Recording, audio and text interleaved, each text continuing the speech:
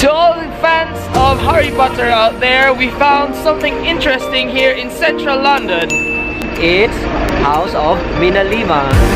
The good thing about this one is it's for free! We can find some of the Harry Potter memorabilia inside, so we'll have a tour inside and we'll check it out later. See you!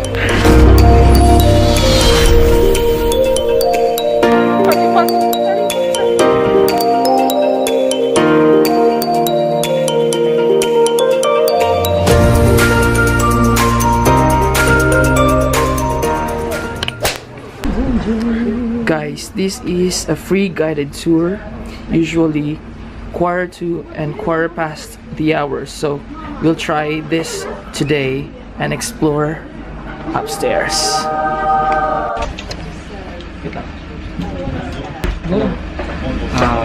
FYI, so we're here already in House of Minalima, so And we're on a queue. yeah, we're on a queue, we're at the first on the line. We climb So excited! Before we climb up the stairs, just a few interesting facts about this place. So, House of Minalima is owned by two of the artists. They are graphic artists of the real movie Harry Potter series.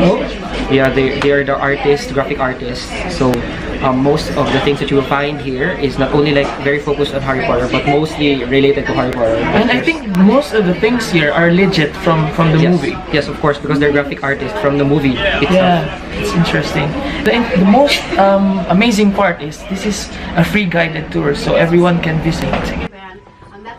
So let's start the tour. The first stop, the newspaper gallery. And they both are responsible for all the graphic art props that you see in all the Harry Potter films, Fantastic Beasts films, and a lot of other films that have nothing to do with the Wizarding World. And this here is their gallery, and we are showcasing just some of the artwork that they did for the Wizarding World films. The script will say usually one line, and it'll say, "See you, Daily Prophet, boy who lived." So that means that they want a close-up of the Daily Prophet with the headline, "Boy who lived." Everything else that's written in the pages, it's all written by the two designers themselves, which can be quite tricky. You know, as Eduardo likes to say, he's a graphic designer, not a copywriter, and it is quite tricky to get those headlines, because they have to be quite punchy, but usually quite short as well.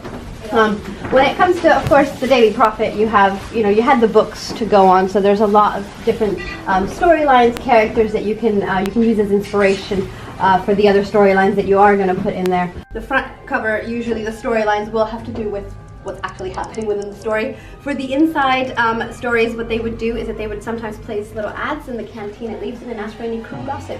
What happened on Friday night? And then they would, of course, no names, and they would put it in the paper. So, for example, drunk muggle conducts traffic with wand. Well, that was someone in the crew did that. Interesting. Now let's find out who makes those magical letters for Harry. Obviously, when they make anything on a film, anything that is designed will belong to the studio.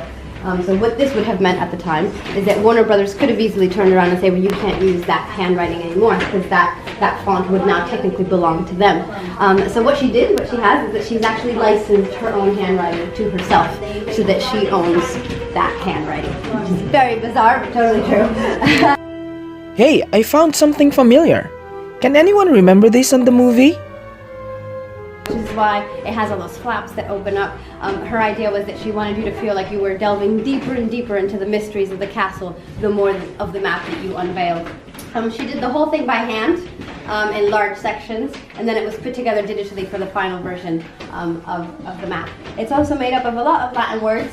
That was based on some 18th century drawings of animals that she saw made up of words that gave her the initial inspiration.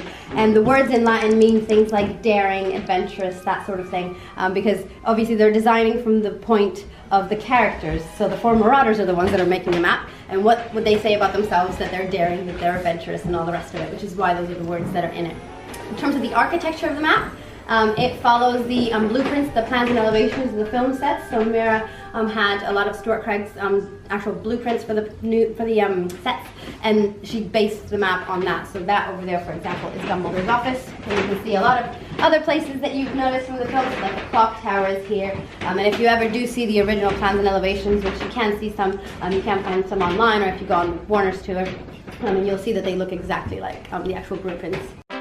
And there's more! Do you know that the Weasley twins has their own art gallery? set of two 16-year-old boys, which is why, you know, it's all clashing colors, very loud. It's all about, you know, the twins want to sell as much product as they possibly can, which is why it's so eye-catching. They were actually influenced by a lot of 1970s fireworks packaging to get that kind of style. So it's, you know, it's meant to be these two boys in their bedroom making all this, which is why, you know, maybe things are not finished in the normal way. Maybe, you know, you've got like clashing fonts and all the rest of it, and that's all done on purpose to show that it's just two teenage boys doing it, like, two very professional, seasoned graphic designers. Books are usually done in one of two ways. I can't remember all these book covers in the movie. Anyway, something like the Gilderoy Lockhart books, they will be designed, the cover will be designed, and then what happens is that it will be printed out like a dust jacket, and then usually a props buyer will go and buy 200 of the cheapest book in the size dimensions you need, and then they get covered up and then put on the shelves. But quite a lot of the other books get sent out to an actual bookbinder, so they go out and they get made as proper books. These books that do get sent out to be made, they're not blank on the inside, they will have content, and they usually will have content relating to whatever the cover is about, so it won't just be random content either. Usually though, they'll make about 16 to 20 unique individual pages, and then that will get repeated over and over again till you have whatever thickness of book you like.